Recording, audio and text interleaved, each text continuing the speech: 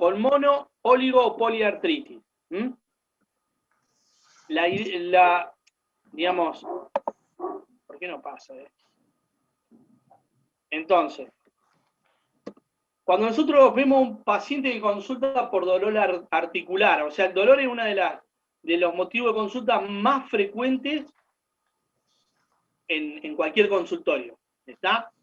Y sobre todo el dolor articular. Entonces, lo que nosotros tenemos que preguntar es, ¿los síntomas del paciente se originan en el sistema musculoesquelético o son el reflejo de otro órgano o sistema, por ejemplo, vascular o neurológico? Porque el paciente puede tener, por ejemplo, una polineuropatía que va a provocar dolor, o que tenga, qué sé yo, claudicación intermitente por una vasculopatía periférica. El proceso es articular, es decir, ¿hay compromiso de la articulación o no? Mucha gente te dice, me duele la pierna. Nosotros lo que tenemos que ver es si duele la rodilla, la articulación, a lo mejor duele la tibia. Y lo más importante es si es artralgia, es solamente dolor, o hay inflamación, artritis. Entonces, aparte de eso, como vamos a ver, vamos a ir viendo con las clases, ¿hay evidencia de compromiso de otros órganos o sistemas? O sea, la mayoría de las enfermedades reumatológicas inflamatorias son enfermedades sistémicas, es decir, por ejemplo, hay compromiso ocular, puede haber anemia, puede haber compromiso cardíaco. El problema articular es inflamatorio, es decir, hay artritis degenerativos como pasa con la artrosis, o ambos. Un paciente puede tener artrosis y tener una artritis reumatoidea, o tener artrosis y tener gota, que es una artritis por cristales. El compromiso es axial, es decir, que involucra a la columna, sobre todo lumbar y sacroiliaca. Hay compromiso periférico, por ejemplo, a nivel de rodillas, codo, hombro, mano, o el compromiso es mixto, es decir, que hay tanto compromiso axial o periférico. La mayoría de estas preguntas nosotros tenemos que tratar de responderlas con sobre todo el interrogatorio y el examen físico. Esto es una articulación normal, digamos, y acá tenemos una articulación con artritis y una con artrosis y una con artritis reumatoidea. La artrosis lo que digamos pasa es, se altera el cartílago, es como que se le gasta el aceite de la bisagra, y empieza a haber roce. En cambio, en la artritis reumatoidea, lo que se inflama es la membrana sinovial, y esto provoca lesión ósea. Es como que se va comiendo el hueso. Esto después es para ver un examen físico articular más o menos básico. Total, eso lo tienen en el PDF. Y como dijimos antes, no es solamente el compromiso articular. Podemos tener compromiso nódulos reumatoideos, por ejemplo, a nivel de los codos. Acá también podemos ver tofos por gotas. Compromiso de uña, como lo vemos en psoriasis. Bueno, sinovitis y deformidad en la artritis reumatoidea. Estos son nódulos de Everden. Los distales se llaman nódulos de Everden y los proximales nódulos de Bouchard, que son nódulos de artrosis. A nivel de la piel, aparte de, por ejemplo, la psoriasis o lesiones vasculíticas, rash malar, como podemos ver en lupus, alopecia, también lupus, úlceras orales. A nivel ocular hay, por ejemplo, una escleromalacia, una escleritis, pero puede haber escleromalacia, puede haber ojo seco, como pasa en el Sjögren. Pero, Dios mío. Esto es la deformidad de la tibia, que se ve en la enfermedad de Paget, y en los pies también podemos tener deformidad, inflamación y como es eritema, como puede ser en un ataque agudo de gota que compromete la metatarsofalangica. Entonces, ¿qué vamos a preguntar en el interrogatorio? El modo de comienzo, la secuencia de los diferentes síntomas, o sea, sobre todo el dolor, y la duración y el patrón de los mismos, cómo se fue afectando. Y de acuerdo al examen físico, lo más importante es el número de articulaciones afectadas y el patrón, es decir, si es simétrico, si es asimétrico, si hay compromiso periarticular, por ejemplo, bursitis, y si hay o no alteraciones sistémicas. El emodo de comienzo puede ser agudo o insidioso.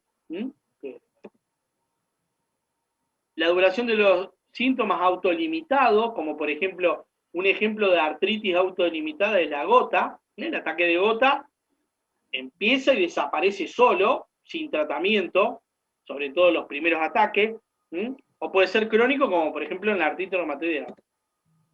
El número de articulaciones afectadas, monoartritis, esto ahora vamos a ver qué es lo que hay que hacer en una monoartritis, es decir, que hay una sola articulación afectada. Puede haber oligoartritis, que es entre 2 y 4 articulaciones, o poliartritis cuando ya hay más de 4 articulaciones. Entonces, el número de articulaciones afectadas es importante porque eso nos permite hacer diagnóstico diferencial con varias enfermedades. El compromiso articular puede ser simétrico o asimétrico. Un ejemplo de enfermedad asimétrica es la artritis reumatoidea, en la cual, por ejemplo, hay compromiso de ambas manos, de la segunda, la tercera y la cuarta metatarsofalángicas de mano derecha y mano izquierda. A veces la simetría no es tan perfecta, pero ya con que haya compromiso de ambas manos y sobre todo de un número parecido de articulaciones, supongamos metacarpofalángica, se considera simétrico. Y asimétrico es, por ejemplo, que tenga, no sé, una artritis en el tobillo derecho y en la rodilla izquierda. Sería una oligoartritis asimétrica. Hay dos articulaciones inflamadas en forma asimétrica. Lo que dijimos, si hay compromiso axial, periférico o es mixto, y el compromiso articular puede ser aditivo, se van sumando articulaciones con el tiempo, en la R puede pasar eso, migratoria, es decir, que aparece en un lugar, está un tiempo y desaparece, eso se ve, que es raro de ver, pero digamos, es bastante característico de la fiebre reumática. La fiebre reumática afecta, supongamos, el hombro derecho, está 48, 72 horas, desaparece y afecta a la rodilla. Obviamente que el compromiso articular no es lo más grave la fiebre reumática, lo más grave el compromiso cardíaco, por eso se dice que la fiebre reumática lame las articulaciones y muerde el corazón, porque en realidad no provoca lesión articular. Y el otro tipo de compromiso de secuencial, digamos, sería el intermitente, como puede pasar con las artritis por cristales. Una más característica de la gota. Pero bueno, hay otras enfermedades cristálicas. Entonces, monoartritis, esto siempre yo lo discuto con Jorge, la clase de monoartritis dura 30 segundos. Hay una sola articulación inflamada y lo que hay que hacer es que punzarla. Chau, se terminó monoartritis. No hay que darle más vuelta, es así. ¿Está? Pero bueno, eso es lo que a usted le tiene que quedar en la cabeza. Monoartritis se punza. ¿Por qué? Porque lo que hay que descartar siempre es que tenga una artritis séptica. ¿Está? Eso es una urgencia reumatológica y es una urgencia infectológica. Monoartritis se punza. Ese es el concepto que a ustedes le tiene que quedar. Después siempre hay grises. Pero digamos, ustedes lo que tienen que decir en el examen, el paciente tiene una monoartritis, hay que punzarlo. Chau. Y estudiar el líquido sinovial. Entonces, si bien hay cosas que parecen estúpidas, hay una sola articulación inflamada. Por eso hay que revisarlo al paciente, porque el paciente por ahí te dice, me duele la rodilla derecha, pero cuando vuelve a revisar, resulta que tiene el problema de la gonalgia. Que me dijo lo del quiste de Baker y todo eso. ¿Qué? Yo dije el quiste de Baker. No, perdón. Si ustedes tienen, por ejemplo, le dice la rodilla derecha está inflamada, y cuando lo revisan encuentran que tiene una artritis en el tobillo derecho. o en el tobillo izquierdo.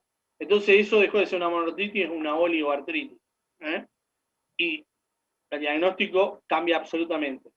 Bueno, dentro del diagnóstico de monoartritis se encuentran las patologías más tratables cuando el diagnóstico y el tratamiento se lleva a cabo en forma precoz.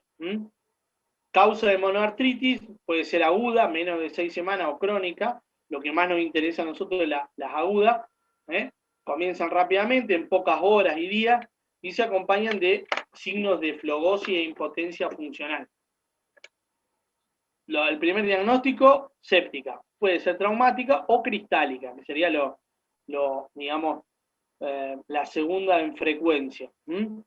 Ya las crónicas, cuando pasó más de 6 semanas, puede ser infecciosa, pero sobre todo no vamos a pensar por ejemplo, en estáfilo. Lo que hay que pensar es que sea, por ejemplo, tuberculosa o por algún hongo, alguna forma clínica de cristales, artrosis. La artrosis a veces puede generar un poco de líquido, pero bueno, por eso hay que estudiar el líquido, porque no va a ser inflamatorio. Una forma de comienzo de las oligoartritis seronegativa, y ya después cosas más extrañas. Bueno, esto es lo que vimos recién: aguda menor a 6 semanas, crónicas mayor a 6 semanas. Lo que dijimos, monoartritis se punza. ¿Qué hay que hacer con ese líquido? Le sacamos líquido. A ver, no hay contraindicaciones para punzar o para infiltrar. Supongamos que ustedes infiltran al paciente que tiene una tendinitis de hombro con corticoides. La diabetes es una contraindicación, relativa de infiltración por el corticoide. Pero si ustedes van a punzar, la única contraindicación absoluta es que haya, la piel por donde ustedes van a entrar esté infectada. ¿Está? Porque si no es una artritis séptica, cuando puncen van a arrastrar el germen y van a transformar una cavidad aséptica en algo séptico. Entonces, la única contraindicación absoluta es que haya una infección en la zona de punción. ¿Está? ¿Qué hacemos con el líquido? Citológico, cultivo, cristales. Citológico. Lo que hay que hacer sobre todo es el recuento celular. Y si se puede, la fórmula. Ver si tiene la glucosa, la LDH, todo eso en el líquido sinovial no aporta nada. Hay que saber cuántos blancos tiene y, si se puede, qué porcentaje de neutrófilo. Cultivo, o sea, hay que tener 3 frasquitos. Un frasquito para citológico, un frasquito para cultivo, obviamente estéril, y para cristales que se ven en microscopio de luz polarizada. Sobre todo para descartar urato monosódico, que es la gota, CPPD, que es el pirofosfato de calcio, la pseudogota. Puede haber cristales de colesterol, de hidroxiapatita. Pero estas son las 3 cosas que hay que hacer con el líquido sinovial: citológico, cultivo y cristales. Y el citológico, recuento celular, sobre todo. Sí, se puede hacer, yo le digo, que le hagan una fórmula bárbara, pero si no, con el número de blancos alcanza. Bueno, procedimiento diagnóstico, esto es más o menos lo que vimos: edad, sexo, profesión, historia, bueno, esto ya es estupidez. Examen físico, que haya un proceso monoarticular, por eso hay que revisarlo al paciente. Búsqueda de lesiones cutáneas, que sean puerta de entrada, oculares. Laboratorio de rutina, cultivo de sangre y orina, serología para hepatitis, Yersinia, Brucela, HIV. La solicitud de estudio, como en toda la clínica, en toda la medicina interna, tiene que estar basada en la sospecha diagnóstica. Esto lo vamos a ir viendo, porque si no, pedimos estudios que después no sabemos qué corno hacer si nos da positivo. Entonces, se pueden pedir, si uno sospecha una artritis reumatoidea, factor reumatoideo, anticuerpos anti-CSP, anticitrulina. Si uno cree que el paciente tiene una espondiloartropatía seronegativa o tiene algunas otras cosas de seronegativa HLA-B27, artrocentesis y análisis del líquido sinovial, que es lo que vimos con las monoartritis, y ya artroscopía y biopsia sinovial prácticamente no nos aportan demasiado, porque muchas veces se biopsia y lo que te informan es sinovitis inespecífica y a nosotros nada, nos dice que está inflamado y nada más. Entonces, ¿cómo se clasifican los líquidos sinoviales? Normal, menos de 200 leucocitos, el líquido es claro, digamos, incoloro, es viscoso, es como la albúmina del huevo. Cuanto más inflamación, va perdiendo digamos, la viscosidad. Entonces, eso habla de que hay un proceso inflamatorio. En un líquido sinovial normal, si ustedes lo ponen en un tubo de ensayo, se puede ver las letras, si ponen una página o algo a través de eso. El no inflamatorio ya empieza a tener un poquito más de célula, pero ya es amarillento. Inflamatorio, ya empieza a ser amarillento, más como opaco, y la viscosidad empieza a disminuir, empieza a caer gota a gota. Y el número de leucocitos entre 2.000 y 100.000, generalmente 50.000. Y el séptico, que es el más grave, purulento, marcada disminución de la viscosidad, y hay más de 50.000 blancos con un 95% de polimorfo. ¿Está? Sobre todo, generalmente se dice que por encima de 100.000 el líquido es séptico. Entonces ustedes... Sí. Javier, en la visión macroscópica, digamos, si nosotros lo movemos así, va a ser bien fluido, mientras más séptico sea. Claro, lo que se hace vos con la jeringa, haces apretar como que caiga como que caiga una gotita. Si está en el grupo 1, queda como un moco, digamos, queda así, no termina de caer. En cambio, si no, es lo que le dicen gota a gota. Empieza a caer, cae. Y obviamente que el líquido séptico es pus. ¿Está? Y a ese paciente... Por eso ya, eso que te pregunto porque me parece importante ya para ir haciendo un tratamiento antes de lo que sería el microscópico. Exacto, vos a ese paciente digamos, sospecha artritis séptica, ese paciente hay que internarlo y antibiótico terapia endovenosa hasta que tengas el cultivo. Sí. Por eso hay tratamiento empírico de artritis séptica. Cuando vos tengas el antibiograma, el germen, bueno, lo tratarás de acuerdo al bicho que tengas. Lo más común es estáfilo. ¿Está? Bien. ¿Está? Bien. ¿Qué le vamos a pedir a un paciente? Esto en general, no solamente de monoartritis. Radiología convencional, ecografía, resonancia, estudio de medicina nuclear, ya casi no se hacen.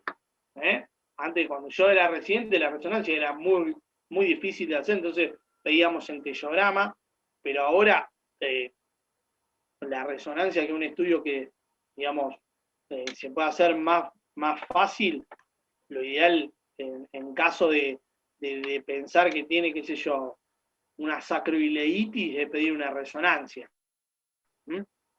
Esto, por ejemplo, una artritis séptica, esta es una paciente que tenía una R, que nosotros sabíamos que tenía una R, y andaba bárbaro, pero vino que la rodilla le dolía, y cuando nosotros la revisamos, yo me acuerdo que yo era R1 y estaba con mi jefa residente, esa rodilla estaba roja, estaba caliente, y yo, bueno, está bien, digo, habrá que aumentarle la medicación. No, me dijo, vamos a punzarla.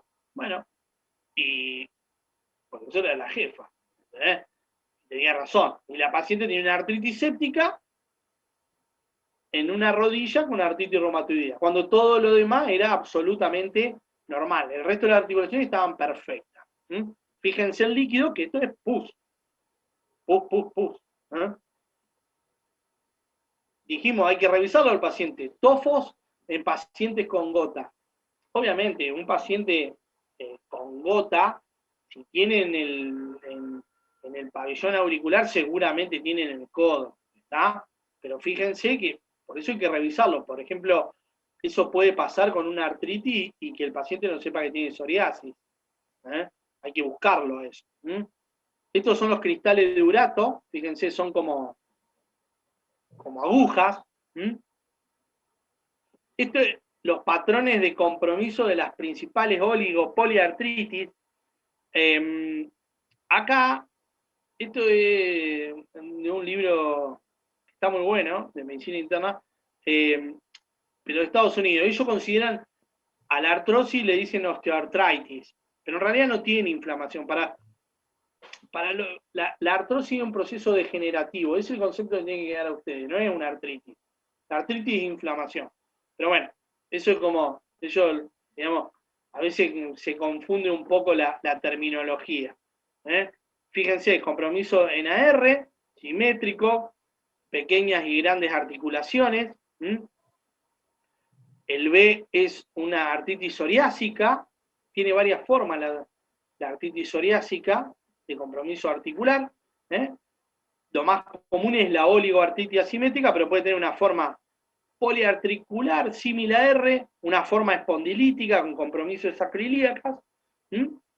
Y acá ya tenemos una espondilitis anquilosante, fíjense, el compromiso es sobre todo axial y de grandes articulaciones. La espondilitis no afecta a las metacarpofalángicas, las interfalángicas proximales, es muy raro. Y esto es la artrosis, que posiblemente la patología reumatológica más común. Se ve en gente grande, y puede haber compromiso de rodilla, de hombros, de manos, pero no hay inflamación, no hay sinovitis. Bueno, esto es lo que estuvimos viendo. ¿Cuáles son las oligopoliartritis inflamatorias simétricas? La R, la enfermedad de Still, el lupus, enfermedad mixta, polimialgia reumática. Las asimétricas, las espondiloartropatías seronegativas. Por eso, a ver, lo importante es que ustedes puedan hacer diagnóstico diferencial. Si tengo una poliartritis simétrica, ¿cuáles son las enfermedades que pueden dar esto? Porque de acuerdo a eso es lo que voy a pedir. Yo tengo una poliartritis simétrica, lo reviso y el paciente no tiene psoriasis, no le voy a pedir HLA-B27. Le pediré un FAN, le pediré una citrulina, que es lo que vamos a ver ahora, pero no le voy a pedir un marcador de espondiloartropatía seronegativa. ¿Se entiende eso? Las asimétricas, el concepto de una oligoartritis asimétrica es una espondiloartropatía seronegativa. ¿Está? Eso puede ser psoriasis, espondilitis anquilosante, enfermedad inflamatoria intestinal, artritis reactiva. Digamos, la artrosis generalmente es simétrica, pero como dijimos, no es inflamatoria. Pirofosfato de calcio que puede dar una pseudoartritis reumatoidea o una hemocromatosis. Eso ya son cosas más raras. Y las asimétricas a la gota o la pseudogota. Dentro de las infecciosas, las artritis virales a veces pueden dar cuadros muy similares a R, pero generalmente son autolimitadas. ¿Está? ¿Estamos hasta ahí? ¿Vamos bien? ¿Voy muy rápido? Díganme, porque si no, yo meto quinta y no para quinta a fondo. Ustedes ni saben lo que era quinta a fondo, pero era un programa de unos trastornados que búsquenlo en YouTube. Dios mío. Bueno, fíjense, esto es una R. Pero no. Fíjense, el compromiso es bastante simétrico. Miren, tiene la tercera interfalángica proximal, y esta acá aparece también, pero acá tiene unos nodulitos de verde, y las muñecas están inflamadas, miren las muñecas. Esta está más inflamada que la otra. O sea que es bastante simétrico. Este es un nodulito de verde. O sea, esta es una señora grande porque tiene artrosis, y aparte tiene una artritis reumatoidea, con compromiso bien simétrico. Lo mismo, epiescleritis en AR. El ojo es, digamos, una manifestación extraarticular de la artritis reumatoidea relativamente común. Es muy raro que el paciente arranque con el ojo, pero puede pasar y que lo derive el oftalmólogo.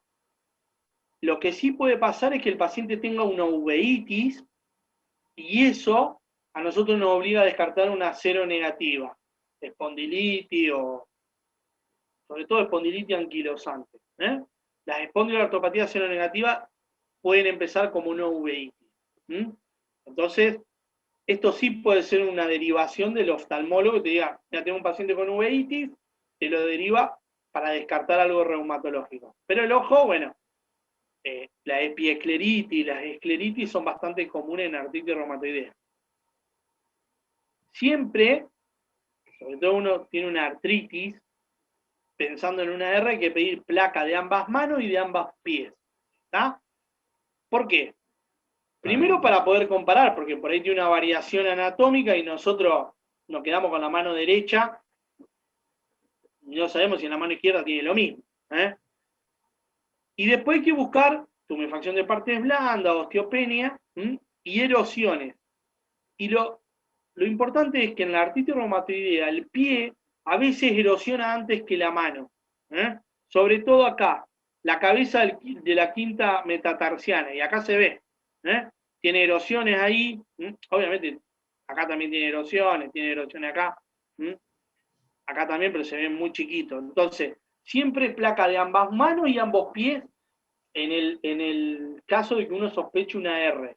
Si es una R muy precoz, no le vamos a ver nada, pero a lo mejor ya tiene erosiones. La gente por ahí te dice, y a mí hace 4 meses que me duele, pero a lo mejor esto lo tiene hace mucho tiempo y no le dio demasiada bolilla. Acuérdense que el dolor es algo muy subjetivo. Hay gente que se le cae, no sé, un auto, le pisa el pie y no le duele, y al otro le pica un mosquito y están llorando 6 meses. Eso pasa, ya van a ver. Pero bueno, entonces, placa de ambas manos y ambos pies. ¿Por qué? Porque la quinta ahí hay que ir a buscar que no tenga erosión como pasa acá. Después en la clase de AR que les va a dar Juli, esto se le va a quedar regrabado, pero acuérdense de eso. Bueno, esto es lo mismo que le decía. Acá lo mismo. Este tiene también compromiso de la cuarta. Pero, fíjense ahí, hay erosión. Bueno, esto es lo mismo que vimos. Se le va a quemar el cerebro con esto.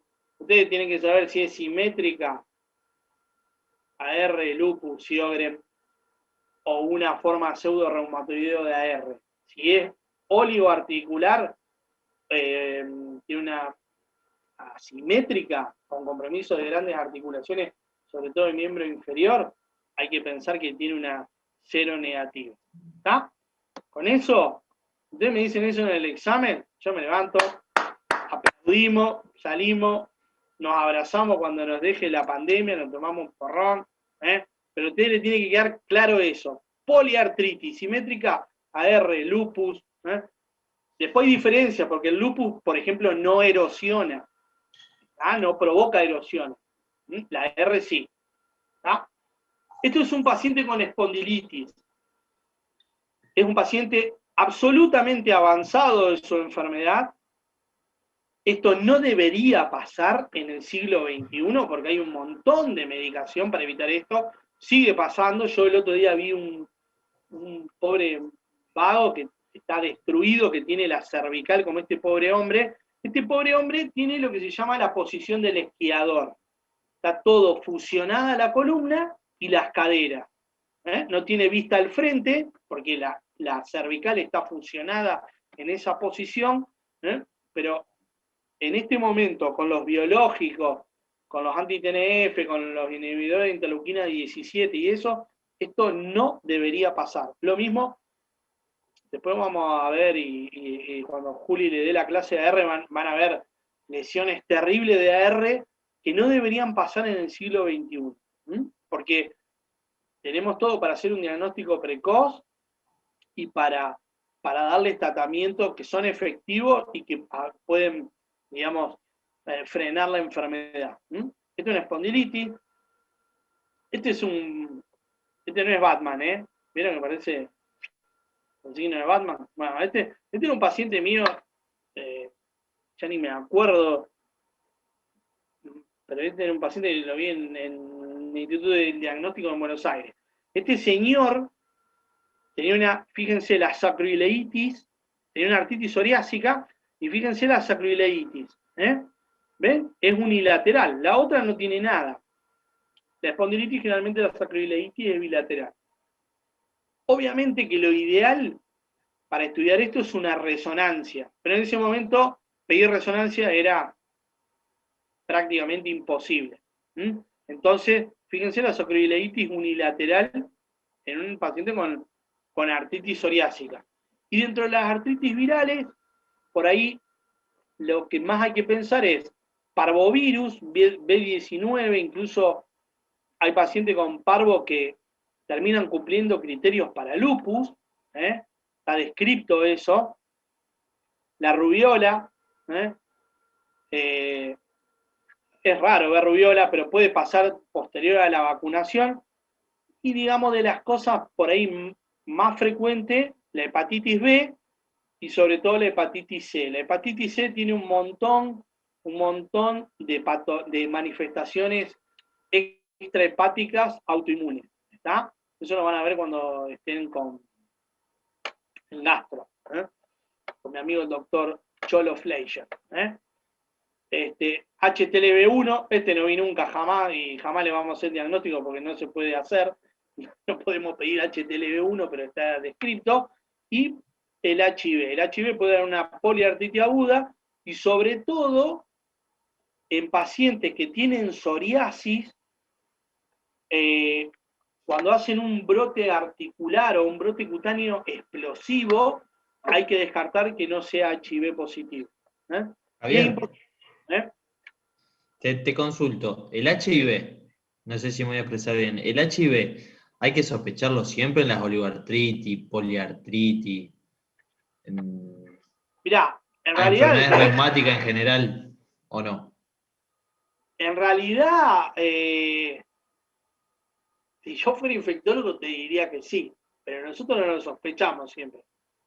Hay muchas veces, nosotros le pedimos serología de HIV y eso, sobre todo cuando vamos a iniciar un biológico, pero la realidad es que cuando empezamos metotrexate y eso, no, yo por lo menos no le pido a todo. Ahora es un poquito más fácil porque antes en el hospital sobre todo había que, el paciente tenía que firmar un consentimiento, tenías que, digamos, no podía ir con el nombre, porque había que hacer como un número con las iniciales, el documento, la fecha, era un quilombo infernal para pedir un análisis. Entonces, no se hacía excepto que el paciente, por ahí te dijera, sí con psoriasis, y yo sé que la gente de dermato con psoriasis lo pide, y nosotros cuando tenemos, o que ellos nos derivan los pacientes y le encontramos artritis, sí le pedimos HIV. Por ahí deberíamos pedirlo más de lo que lo pedimos, eso es un mea culpa. Sí se lo pedimos a todos los que van a usar un biológico, con artritis reumatoidea o con una cero negativa, pero por protocolo, porque tiene que estar eso, digamos, te exigen eso para autorizar la medicación. ¿Está? Y después, bueno, ¿vieron? Esto era cortito como viraje de laucha. ¿Vieron? Ahora vamos. Yo les juro que lo vamos a hacer lo más rápido posible porque me tengo que ir a cocinar. Sí. En mi casa no hay esto no es una democracia. Tengo que cocinar y tengo que cocinar. Chao. Che, ¿por qué no pasa? Ay, Zeus. Ahí está. Bien. A diferencia de lo que muchos creen, el laboratorio en reumatología no hace diagnóstico. Ahora ya vamos a ver por qué. Puede ser un auxiliar dentro de un contexto clínico adecuado. De la misma manera, un estudio mal pedido puede confundir enormemente, esto es lo que yo le decía, nos embarra la cancha, y vos decís, ¿y con esto qué hacemos? Algo similar ocurre con las imágenes. Encontrás cosas que decís, ¿y ahora? Enfermás a un paciente que a lo mejor no tiene esa enfermedad.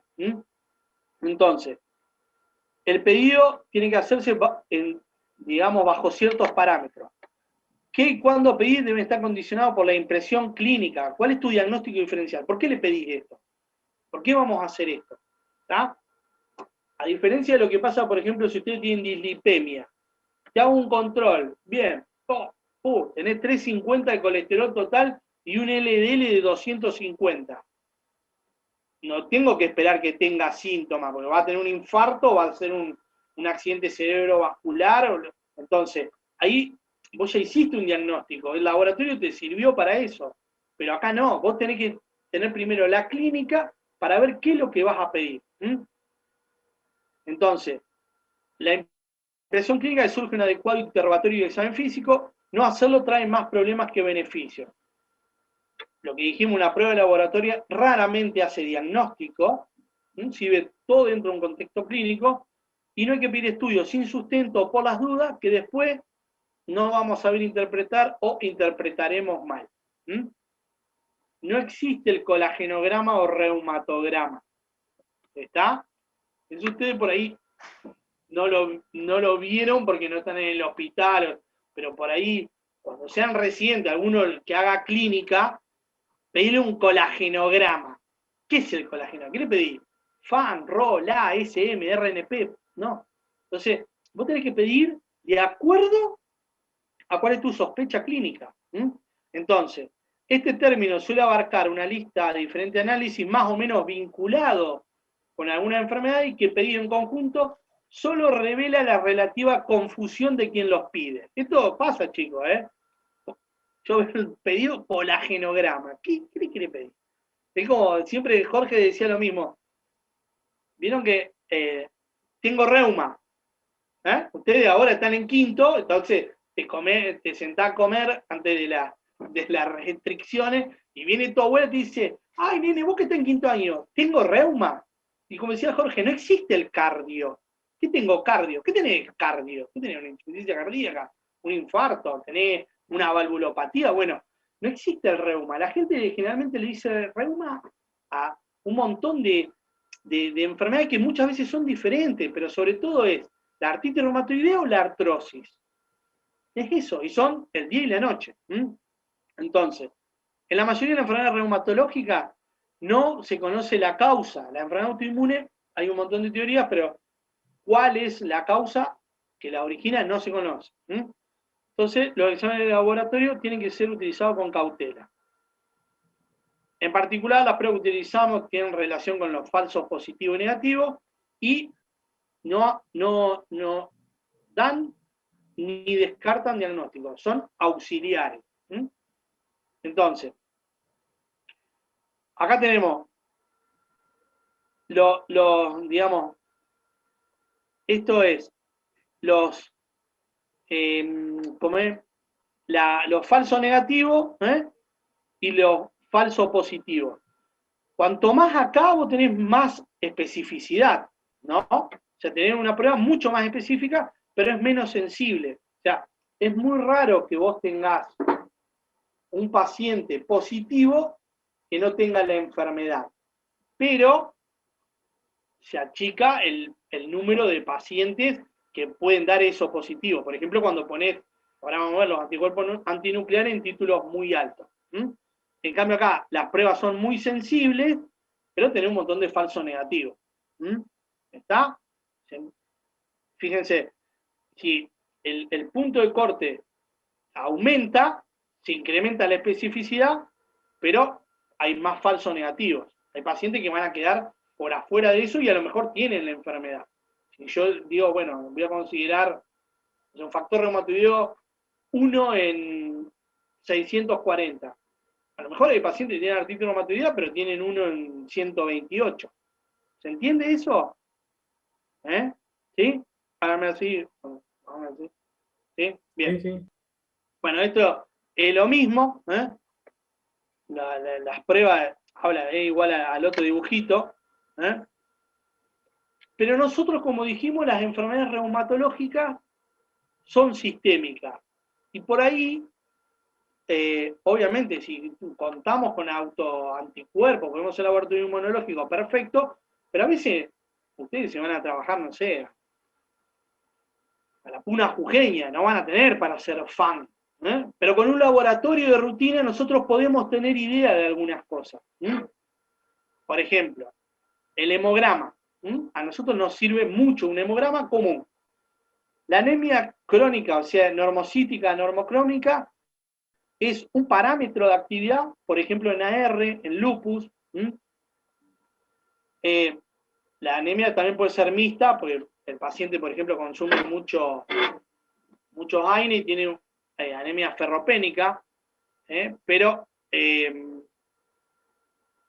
digamos, una anemia de enfermedades crónicas a nosotros nos permite pensar que hay una patología autoinmune debajo de eso. Puede haber anemia por depresión medular, por drogas, por ejemplo el metotrexate, que nosotros usamos, digamos, el gol estándar en AR, sobre todo, la sulfasalacina, la anemia hemolítica autoinmune, que es característica, por ejemplo, en el lupus, pero es rara de ver, ¿está? Y los pacientes con lupus pueden tener cum positiva, cum directa positiva, y no tener hemólisis. O sea, nosotros para confirmar que haya hemólisis tenemos que hacer un frotis de sangre periférica, para ver sobre todo esquistocitos, hay que pedirle LDH. Bueno, una cum positiva sin hemólisis no se trata per se, es lo que hablamos recién, hay que hacer un frotis. Para eso hay que hablar con la gente de hematología. El recuento de blanco y la fórmula pueden ser normales en la mayoría de enfermedades inflamatorias, pero si tenemos eosinofilia, lo primero que hay que pensar es que el paciente tiene una parasitosis o que tiene algo alérgico, pero se puede ver en actividad en artritis reumatoidea y en vasculitis. Hay una vasculitis asociada a ANCA que se llama Chur-Strauss, en realidad ahora le cambiaron el nombre, pero lo característico es la hipereosinofilia. Leucopenia o neutropenia en el síndrome de Felty, que es una variante bastante rara de artritis reumatoidea, pero sobre todo en lupus, donde es un signo de actividad, sobre todo leucopenia asociada a linfopenia, como dice acá, es un buen índice de actividad y barato. Y la leucocitosis, bueno, en un brote lúpico puede sugerir infección, no siempre es así, o en artritis séptica. Pero, por ejemplo, una causa de leucocitosis bastante común son los corticoides. Estos pacientes muchas veces están tratados con corticoides y tienen una leucocitosis ahí de 15.000 blancos y puede ser el corticoide. Entonces tampoco hay que volverse loco con la leucocitosis. Pero que haya leucopenia y sobre todo linfopenia, a nosotros nos permite predecir actividad y sobre todo en AR. Trombocitosis, en relación a la serie plaquetaria, también se ve en actividad de la enfermedad, en AR, por ejemplo, o en algunas vasculitis como la PAN. Uno de mis jefes decía que vos no tenés trombocitopenia en ninguna vasculitis. Eso, yo nunca vi, pero bueno. Entonces, si tenés trombocitopenia, y como que deberías descartar que haya vasculitis. No es tan así, pero la trombocitosis es un marcador de inflamación y es un marcador de actividad. Plaquetopenia en el caso de lupus, menor a 100.000, digamos, vos te entras a preocupar por debajo de 50.000 plaquetas. Nosotros hemos tenido pacientes con lupus que tienen, no sé, 20.000 plaquetas. El eritro, esto es algo que nosotros pedimos mucho, es un índice barato, que evalúa actividad, pero ojo que no siempre a nosotros nos cambia la historia el eritro. No tratamos laboratorio, ¿está? La PCR es otro marcador de inflamación, sobre todo cuantificada, hay que pedirla cuantificada, y nosotros muchas veces hemos visto, por ejemplo, eritros normales con PCR muy elevados. El acto. El acto, otro estudio frecuentemente solicitado sin ningún tipo de fundamento en adultos. Yo nunca vi una fiebre reumática en adultos. Entonces la gente viene y te dice, me duele la articulación y le piden asto. Y te lo derivan por asto. Y te lo derivan y a lo mejor ya hace 6 meses que le están poniendo benzetacil intramuscular que duele como la zamperra. El paciente no tiene una fiebre reumática. El asto ni siquiera es uno de los criterios menores de fiebre reumática. O sea que no hay que pedirlo al asto. Es uno de los mejores ejemplos de estudios solicitados sin fundamento. Refleja infección por estreptococo o colonización, y esto no significa nada. Uricemia, lo mismo. Todo el mundo le pide ácido úrico. ¿Qué le pasa? Me duelen las articulaciones. tiene ácido úrico alto, pum, alopurinol. No, la hiperuricemia no es sinónimo de gota. Si el paciente tiene un cuadro clínico de gota, o sea, tuvo artritis, bueno, ahí la cosa cambia, pero no porque le duela, y aparte, si me duele la columna cervical, me duele acá el cuello, le piden una uricemia, gota, no afecta la gota no afecta a la cervical. Entonces dice, ¿qué hago con un paciente que tiene 12 miligramos de uricemia? O sea, ¿cuándo lo tratás asintomático? Es raro que haya alguien con un nivel tan alto y que con ese nivel no haya tenido gota o cálculo, o litiasis. Ahí sí hay que tratarlo. Pero pedir la uricemia por pedirla y tratarlo por tratarlo no sirve, porque aparte la alopurinol puede tener manifestaciones graves, reacciones de hipersensibilidad graves. Bueno, vamos a entrar a la zona oscura, los autoanticuerpos. Ahora, Javier, ahí te llega el paciente, me duele, por ejemplo, la zona cervical. Arrancá con una placa y chau. ¿Sí? Es más, ni siquiera por ahí necesita una placa. Por ahí tiene una bruta contractura. ¿Qué decís? Tener una cervicalgia, le decís, chau. Sí, le da un analgésico y... A ver, yo digo lo del laboratorio, porque hay gente que pide el laboratorio. Si el tipo tiene una cervicalgia, por ahí ni siquiera le pedí una placa. Cuando le pedí una placa le decís, tiene una rectificación, bueno, pero a lo que voy es que esto puede pasar. O te dice, me duele el, no sé, me dolió el hombro. Gota en el hombro, es más raro que... Entonces, y tengo ácido úrico alto porque tengo 8. ¡Pum! Alopurinol. Y no tiene nada. O sea, no tiene nada y no hay que tratarlo. ¿Se entiende eso? Sí. Entonces, no pedir el estudio por pedirlo. Entonces, los autoanticuerpos son inmunoglobulinas que reaccionan contra componentes normales del organismo. Y pueden, no siempre, pueden estar relacionados con la etiopatogenia de las enfermedades autoinmunes.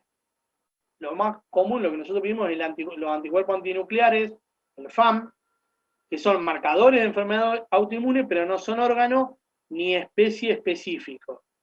Es decir, yo puedo tener un FAM positivo y en realidad tengo una tiroiditis de Hashimoto. ¿Se entiende? Los perros tienen FAM positivo. ¿Está? Por eso no es ni órgano ni especie específico. Y es la típica prueba de laboratorio, muy sensible, pero con baja especificidad. El método inmunofluorescencia indirecta en células estas, HEP2. Entonces, cuando ustedes piden laboratorio inmunológico, ponen FAN por HEP2, que es el sustrato en el que van a hacer, donde lo va a ver el bioquímico, FAN por HEP2, patrón y título. O sea, le tienen que dar un número y una imagen, que es lo que vamos a ver ahora. Antes se hacía en células de hígado de rata, pero era muy poco específico y era demasiado sensible. Entonces había un montón de falsos positivos.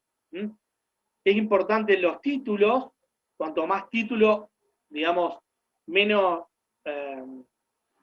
riesgo de que digamos, aumenta la especificidad de lo que habíamos visto y más posibilidad de que haya una verdadera enfermedad autoinmune.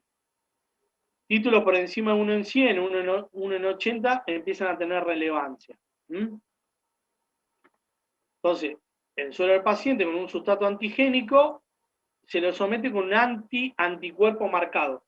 Si hay un autoanticuerpo, esto reacciona y es lo que ve como es el bioquímico, el microscopio de fluorescencia. Ahora vamos a mostrar imágenes para que se entienda esto. Entonces, por inmunofluorescencia indirecta hay imágenes que pueden corresponder a la presencia de diferentes anticuerpos. La presencia, las imágenes, imágenes o patrones no son específicas. El título de anticuerpo no indica actividad de la enfermedad. Esto es importante. Lo mismo pasa con el factor reumatoideo.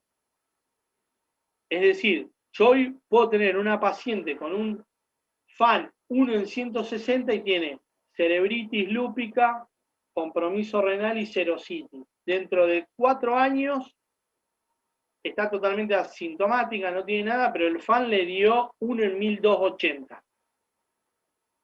No guarda relación con la actividad. Y el factor reumatoideo pasa lo mismo. ¿Estamos? Un test positivo no implica la presencia de enfermedad. Es lo que habíamos hablado recién. La interpretación debe hacerse dentro del contexto clínico y las células LE no se usan más. ¿Está? Esto ya quedó obsoleto, no se usan más. ¿Cuáles son las imágenes? Nosotros podemos tener... Esperen, aguante un cachito.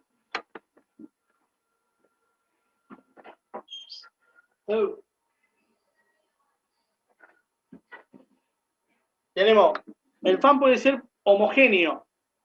O sea, nosotros las imágenes, nosotros pedimos un FAN. Así, uno sospecha, por ejemplo, que tengo un paciente con lupus, ¿no? ¿Qué le vas a pedir? Un FAN. No le vas a pedir todos los otros anticuerpos. ¿Por qué?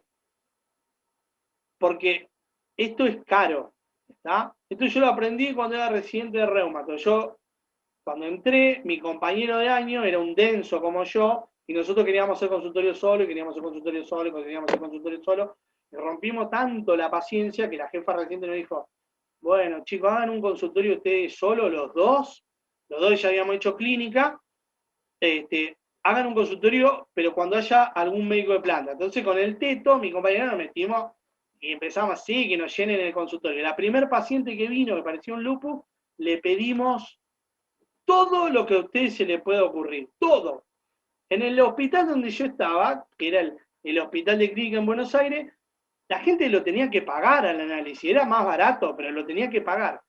Claro, cuando la señora vino a los 2-3 meses con el resultado, que de todo lo que nosotros le pedimos con el teto le había dado positivo, creo que el anti-RO, porque tenía un Sjögren, y nos dijo, no, y sí, doctor, me salió caro, porque la verdad, ahí dijimos, no, papá, no funciona así. Entonces, lo que yo le decía que tiene que estar guiado por una sospecha clínica. Entonces, ustedes le piden un FAN, bárbaro, me da un FAN homogéneo. ¿Qué tengo que pensar para seguir pidiendo? Porque el FAN es como el papá de los anticuerpos. Entonces, anti-DNA o antistonas. Los antistonas se relacionan con lupus inducido por droga. Ahora, si la imagen es moteada, esto se observa cuando hay anticuerpos contra los antígenos nucleares extraíbles. Acá hay 4 que hay que pedir: anti-RO, anti-SM, anti-LA y anti-RNP. Si la imagen es nucleolar, la imagen nuclear es bastante característica de esclerodermia, no habría que pedir otra cosa. Puede haber imagen periférica, pensando en la periférica es difícil que te lo informe. Anti-DNA y antimembrana nuclear. Centromérico, esto es esclerodermia limitada o citoplasmática. ¿Está? Esto sería homogéneo, así se ve la célula. Acá tienen moteado, el periférico y nucleolar. Entonces nosotros, con eso, y dentro de un contexto clínico, nos permite hacer un diagnóstico. Por ejemplo, supongamos, tiene una paciente que tiene fenómeno de Raynaud y la imagen es nucleolar, yo tengo que sospechar que esa paciente tiene un esclerodermia. ¿Está? Estos son los patrones, es lo mismo que vimos recién. ¿Cuáles son? Acá hay un montón más que son los que se ven en miopatía. Ustedes no tienen que saber todo esto. Sepan que puede ser homogéneo, que puede ser moteado, y sobre todo el moteado que hay que pedir. ¿Estamos? Acá hay un algoritmo que hizo Giorgio Armani. Si el FAN es negativo, terminaría ahí. Positivo puede ser periférico, homogéneo, moteado, centromérico o nucleolar. Anti-DNA, lupus, si es periférico, homogéneo, sobre todo antinucleoproteína o antihistona. Centromérico, esclerodermia limitada. Nucleolar, también esteodermia, pero esto ya sería una esteodermia difusa. Y el moteado, que puede ser RNP, SM, RO y LA. Estos acá ya son más raros. ¿Está? Si usted le da FAN, supongamos, 1 en 1280 moteado, yo voy a seguir avanzando y voy a pedir, debería pedir esto. RNP, SM, RO y LA. ¿Está? ¿Estamos hasta ahí? ¿Se entendió? Está complejo, ¿no? No, hay que ver el cuadrito. O sea, ustedes tienen que conocer las imágenes, y de acuerdo a eso, ahora vamos a seguir introduciéndonos en el fascinante mundo del autoanticuerpo. Pero ustedes tienen que, digamos, este de acá es un poco más complejo que el algoritmo que hizo Jorge. Ustedes sepan homogéneo, moteado, centromérico, nucleolar, con eso alcanza. ¿Está? Esto es como para que tengan una idea. Sí, mejor. Es un poco más, es medio heavy. Yo sé que es difícil y hay mucha información hoy. Pero tranqui que va a entrar. Anti-DNA. Se ve en el 40-75% del lupus. Era criterio de clasificación de ACR y se asocia a compromiso renal. Nosotros habíamos dicho que no todos los autoanticuerpos están relacionados con la etiopatogenia, o sea, en algunos anticuerpos se cree que son un epifenómeno, pero el DNA es patogénico. Si hay DNA, y es más, nosotros en los pacientes lúpicos, que el DNA empieza a subir, o sea, porque se titula, no es que le vamos a aumentar la inmunosupresión, pero ese paciente lo vamos a tener mucho más controlado porque posiblemente haga un brote renal. El anti-SM, que se llama anti-SM porque el primer paciente que se describió se llamaba Smith, es 99% de específico para lupus. Es poco sensible, pero es muy específico. O sea, si vos tenés un anti-SM y está bien hecho en un lugar, tiene lupus. A lo mejor no cumple todos los criterios. Esto a veces es difícil con algunos, con otros colegas que entiendan que los criterios se van sumando en el tiempo.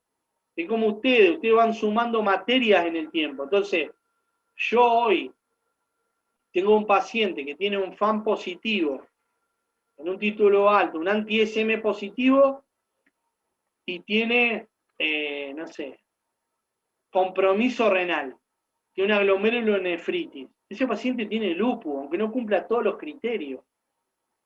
De última, digamos, hay que tratarlo. Después verán, pónganle el nombre que quieran, enfermedad indiferenciada del tejido conectivo, lo que quieran. Pero ese paciente hay que tratarlo, no puede esperar que termine en diálisis, porque no cumple el criterio de lupus. No, hay que tratarlo ya. Entonces, el SM, 99% de especificidad para el lupus, pero fíjense, se ve solamente en el 25 a 30% de los LES. Criterio de clasificación, y se asocia a manifestaciones neurológicas, renales, pericárdicas y pulmonares. A ver, vamos de nuevo. No es necesario que ustedes sepan esto. Sí que sepan que el SM es el anticuerpo más específico para lupus, y que, bueno, eso, que es el más específico para lupus. Sí, ya estoy medio hipóxico, estoy hipóxico, chicos, tanto hablar. Bueno, el RNP también se puede ver en lupus, pero es marcador de enfermedad mixta del tejido conectivo. La enfermedad mixta del tejido conectivo tiene clínica de lupus, de miositis, de esclerodermia, y digamos, para hacer diagnóstico de enfermedad mixta, el paciente tiene que tener RNP, pero lo podemos ver en lupus también. ¿Está? Y estos pacientes generalmente tienen Raynaud y miositis. Esto es importante, el RO y el LA son los anticuerpos marcadores de Sjögren, pero lo podemos ver en lupus. Y lo importante de esto es que se asocian al lupus neonatal. El ROI y el LA sí son patogénicos, atraviesan la placenta y dañan al bebé. ¿Está? Lo más común, la forma más común de lupus neonatal es compromiso cutáneo, patoesplenomegalia, que generalmente una vez que pasa el tiempo y se limpian los anticuerpos de la madre de la sangre del bebé, desaparece. Pero lo más grave de esto es esto, el bloqueo cardíaco congénito. Eso es irreversible. ¿Está? Eso es irreversible. Por eso todas las pacientes que se embarazan con AR, con Sjögren, con lupus, hay que pedirle anti-ROI y anti-LA, así se lo hayan hecho hace 6 meses, porque a lo mejor lo positivizaron ahora. O sea, si yo tengo una paciente que tiene Sjögren y el bebé nace con un bloqueo cardíaco congénito, se le dice lupus neonatal, pero en realidad tiene un Sjögren la madre. ¿Se entiende? O sea, no importa eso. Lo que sí es que esto es patológico. Yo, hace unos años, una cardióloga infantil me mandó una mamá embarazada porque, no sé, en un control le hicieron un ecodoppler fetal y tenía un bloqueo la bebé. Entonces me la mandó a mí para ver que yo la estudiara. Yo la estudié, no tenía clínica de nada, no tenía absolutamente nada. Yo hablé con la cardióloga y le digo, mirá, no puede ser otra cosa porque no tiene nada. Y me dice, no, las otras cosas son mucho más raras. Bueno, le digo, yo le voy a pedir los anticuerpos, pero para mí no tiene nada. Bueno, me equivoqué mal, porque dieron todos los anticuerpos positivos y ella nunca tuvo nada. Hasta el día de hoy, la mamá no tuvo nada. La bebé nació con un bloqueo cardíaco congénito, que a veces decidieron no ponerle un marcapaso. La nena vivió 3 años y se murió hace 6 meses. Yo a la mamá hacía como 2 años que no la veía y vino el otro día, terrible. Y ella no tiene nada. Tiene todos los anticuerpos positivos, pero no tiene nada. No tiene clínica, no tiene eritro alta, no tiene nada. Hay que controlarla. A lo mejor nunca hace nada y queda así. Pero bueno, fue un hallazgo eso, porque la cardióloga infantil lo encontró. Entonces, en los embarazos de las pacientes con enfermedad autoinmune, sobre todo AR, LES, Sjögren, esclerodermia, ROI-LA. Esto es importantísimo porque hay que empezar a seguirlo primero que es un embarazo de alto riesgo, y segundo que hay que seguirlo con Doppler fetal para descubrir, para evaluar que no haya bloqueo cardíaco. ¿Estamos? Y se puede ver en lupus FAN negativo. El lupus FAN negativo es raro, pero si ustedes creen que el paciente tiene lupus a pesar de que el FAN le dio negativo, hay que pedirle anti-ROI y anti-LA. Fíjense, FAN positivo en población sana, 30% con títulos bajos de 1 en 40, que en realidad deberían informarlo como negativo. Ya, título de 1 en 320, solamente el 3% de la población lo tiene positivo. ¿Está? Los ANCA son anticuerpos muy específicos de vasculitis, el Wegener, por ejemplo. Hay 2 patrones, el C citoplasmático y el P, que es el periférico. El citoplasmático es la granulomatosis de Wegener. Que no se llama más así porque Wegener era un médico nazi, entonces ahora le sacaron el nombre a la enfermedad. Pero ustedes lo van a encontrar así. ANCA-C tiene una especificidad del 95% y una sensibilidad del 50%, pero no se puede ver en otras patologías, es más raro. ANCA-C, para que a usted le quede, es Wegener. ¿Está? Wegener generalizado, es decir, cuando hay compromiso renal y pulmonar, 90%, limitado cuando hay solamente compromiso pulmonar o de vía aérea superior, 60%, pero en remisión se puede ver hasta en un 30% de los casos. El ANCA-C, el ANCA-P son característicos pero inespecíficos de vasculitis. y lo podemos ver en AR, en lupus, sobre todo con compromiso renal, y enfermedad inflamatoria intestinal, colitis ulcerosa o Crohn. Yo les juro que no falta mucho, chicos. Ya vamos a terminar, yo estoy como ustedes, ¿está? En serio, les juro, les juro. Después esto lo tienen al PDF, lo miran, lo mastican, lo leen. Patrones de ANCA, ANCA P, perinuclear, ANCA C, citoplasmático, y hay un ANCA típico. Bueno, eso no importa, porque en total no hace diagnóstico de nada. A ver, ANCA C, Wegener, ¿está? 90-95% de especificidad para Wegener. ANCA P se puede ver en Wegener, pero, por ejemplo, en colitis ulcerosa, colangitis esclerosante, lupus, o sea, el ANCA C es muy específico de granulomatosis de Wegener. ¿Estamos? Factor reumatoideo, es un anticuerpo antigamaglobulina, que generalmente es IgM, pero puede ser IgG, IgA. Son importantes los títulos, porque el factor reumatoideo es un anticuerpo, digamos, muy inespecífico, que va a terminar desapareciendo. Ahora vamos a ver todas las enfermedades que pueden dar factor reumatoideo positivo. Son importantes los títulos y está vinculado a la patogenia de la R, es decir, los pacientes que son seropositivos, es decir, que tienen factor reumatoideo positivo, si tienen títulos altos, generalmente tienen una enfermedad más erosiva, más compromiso extraarticular. Acuérdense que existe la artritis reumatoidea seronegativa. Miren, enfermedad asociada a factor reumatoideo, esperen, hay otra acá, vamos con esto. Pero miren, el Sjögren puede dar, dentro de las enfermedades reumatológicas, el lupus, la esclerodermia, polidermato, la crioglobulinemia, la enfermedad mixta. Pero después tenemos endocarditis bacteriana, mayores de 70 años se puede ver casi en un 25%.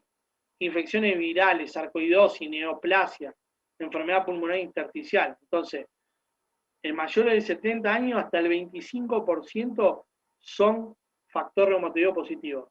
Por eso, esto es bastante común que el paciente venga, me duelen las manos, y la señora puede tener un artritis reumatoidea, digamos, no. Esperen, me cago. Sí, después te llamo. La dermatóloga que le va a dar clase. El factor reumatoideo, viene la abuelita de 82 años. Me duelen las manos. ¡Pum! Factor reumatoideo positivo, tiene artritis. No, tiene una artrosis de mano. Pedorrita, ni nada más. ¿Qué va a hacer? ¿Le va a poner metotrexato a esa paciente? ¿Qué vas a hacer? Entonces, a ver, si ustedes la palpan y la paciente tiene sinovitis, bárbaro. Pero si no, no lo pidan, porque embarra la cancha. ¿Está? Fíjense, casi un cuarto de la gente mayor de 70 años tiene factor reumatoideo positivo. Estos anticuerpos son muy, pero muy específicos para error, los anticitrulinas, el anti-CCP, se detectan por ELISA y van a terminar desplazando al factor reumatoideo. Ya lo vienen desplazando, antes era muy difícil de pedir porque era muy caro, pero ahora prácticamente nosotros en el hospital no pedimos más factor reumatoideo. Pedimos citrulina porque lo hacen, te lo informan a la tarde y fíjense, tiene una especificidad del 98%. Entonces, si se puede, se pide esto. Obviamente, estamos en lo mismo. Si la señora tiene 75 años, ustedes le ven nódulo de Everden, de Bouchard, no tiene rigidez matinal, y te trae un laboratorio que no es reactante de fase aguda, no le pidas una citrulina. Tiene artrosis. ¿Ah? El complemento a nosotros nos sirve para evaluar actividad, sobre todo en LES. Son más de 30 proteínas que pueden ser activadas por IgG o IgM. Puede ser la vía clásica o alternativa. Nosotros lo que normalmente dosamos es C3 y C4. La vía clásica disminuye C3 y C4. y la vía alternativa disminuye C3 con C4 normal.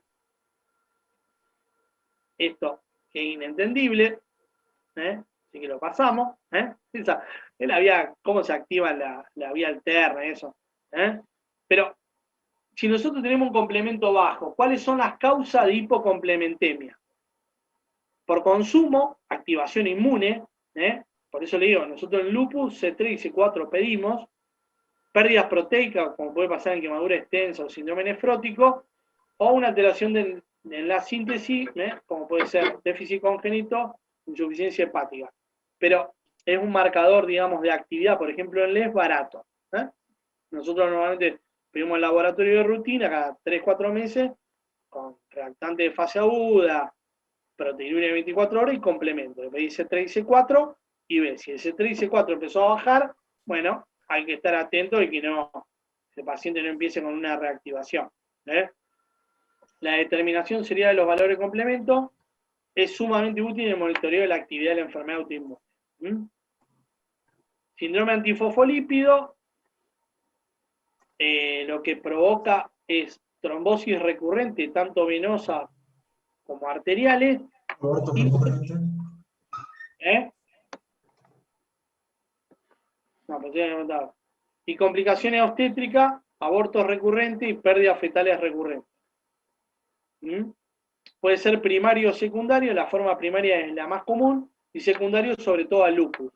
En realidad se describió primero en pacientes con lupus que tenían abortos a repetición, pero después se vio que la forma más frecuente es la primaria. El inhibidor lúpico o anticoagulante lúpico, que en realidad es anticoagulante in vitro, pero in vivo es procoagulante, es el más específico y se detecta por medio de coagulación.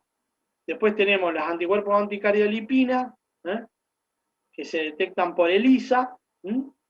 Están los anti-beta 2 glicoproteína 1 también. Y esto les juro que es lo último. ¿Está? Entonces, nosotros tenemos un paciente joven, 35 años, 120 de colesterol, HDL 80, corredor, pum, se infartó. No es hipertenso, no tiene riesgo cardiovascular. Paciente joven, hay que descartarle que no tenga un síndrome antifosfolípido. Puede ser la primera manifestación. ¿Está?